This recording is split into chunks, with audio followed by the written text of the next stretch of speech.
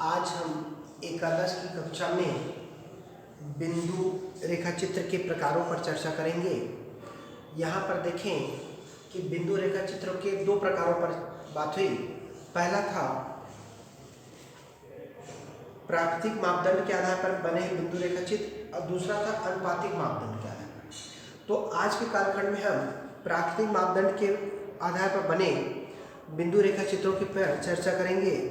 यहाँ देखें, प्राकृतिक मापदंड के आधार पर दो खंड में बिंदु रेखा चित्र बनते हैं। पहला है काल माला चित्र और दूसरा है आवृत्ति वितरण चित्र। काल माला चित्र के भी 5 खंड बनते हैं। एक क्षैतिज रेखा, दूसरा पट्टीदार, तीसरा शिरोट, चौथा विस्तार बिंदु रेखा चित्र और पांचवा है जेड वक्र या जी रेखा चित्र।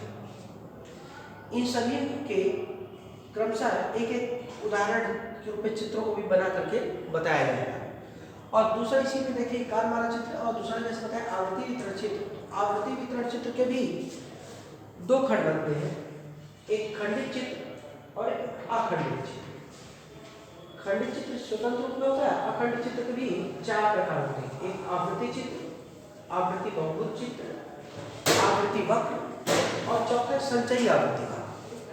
तो सबसे पहले हम आज देखेंगे काल वाला चित्र का पहला प्रकार क्षैतिज रेखा ग्राफ। यहाँ पर देखिए क्षैतिज रेखा ग्राफ में बनाने के लिए एक हमने काल्पनिक तालिका बना ली है।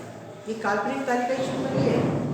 एक साइड यहाँ जैसे देखें, एक में वर्ष और गेहूं के उत्पादन 1991 से लेकर 95 तक, मतलब विगत 5 वर्षों में गेहूं का उत्पादन लाख टनों में कितना रहा उसको यहाँ पे साइड में दिया गया है। इस समांकों को हम इस वक्र में किस प्रकार प्रदर्शित करते हैं उसको हम यहाँ समझने का प्रयास करते हैं। तो वक्र बनाते समय सबसे पहले O एक्स अक्ष पर वर्ष को ले लिए और O वाई अक्ष पर उत्पादन को। यहाँ पे उत्पादन लाख टनों में और समय को वर्षों में एक एक वर्ष के अंतराल पे ले लिए। सबसे पहले देखिए 1991 में जैसे देखते हैं तालिका में 1991 में गेहूं का उत्पादन 10 लाख टन था। तो यहाँ पर हमें गेहूं के उत्पादन को 10 लाख टन पे संकेतिक एक बिंदु बना लिया। दूसरा जैसे बताता है 1992 में गेहूं का उत्पादन 15 लाख टन। तो 15 लाख टन की ग्राफ के हिसाब से ग्राफ पेपर में बनाने से ज्यादा सटीक सही शुद्धता के साथ चित्र बनते हैं। तो 15 पे बना दिया। 1993 में गेहूं का उत्पादन 18 लाख टन। तो 18 लाख टन जब हुआ तो 93 में हम इसको 18 लाख टन के आसपास संकेत के रूप में बताए, जबकि 1994 में गेहूं का उत्पादन 20 लाख टन बताता है। तो 94 की खंड में हम यहाँ पर 20 लाख टन को इंगित करके बना लिए। 95 में गेहूं का उत्पादन 22 लाख टन बताया। तो 95 में 22 लाख टन जैसे ये थोड़ा सा और ऊपर जाएगा, क्योंकि ये जो पैमाना बनाएंगे आप लोग भी अच्छे समझ सकते हैं। हमने ब्लैक बोर्ड में कोई ग्राफ पेपर ना होने के कारण थोड़ी सी बिंदुओं का आगे पीछे जाना बनता है, किंतु जब हम इन चीजों को ग्राफ पेपर में बनाएंगे तो हमारे संकेत बहुत ही सटीक बनते हैं, शुद्धता के साथ बनते हैं। अतः जब आप लोग प्रयास करिए तो ग्राफ पेपर एक ग्राफ कॉपी जरूर रखिए इस खंड के लिए, एक नोट्स के लिए, और ग्राफ पेपर नहीं बनाएंगे।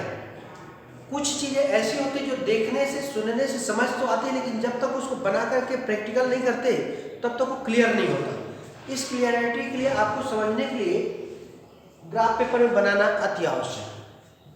चलिए अब इस प्रकार के हम संकेतों को लेकर के एक दूसरे बिंदु द्वारा जोड़ने का प्रयास करते हैं। इस बिंदु से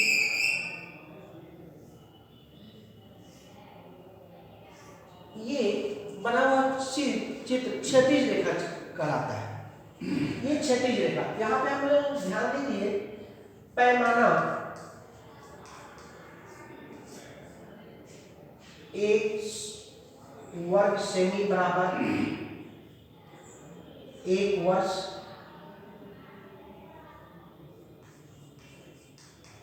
और 1 वर्ग सेमी बराबर 10 लाख है। इस प्रकार यहाँ पे एक पैमाना बनता है, इस पैमाने के आधार पर बनाया। अब इसी क्षैतिज रेखा को अगर हम बोले दूसरे उसमें बताए का तात्पर्य होता है कि ये तो हमारा बना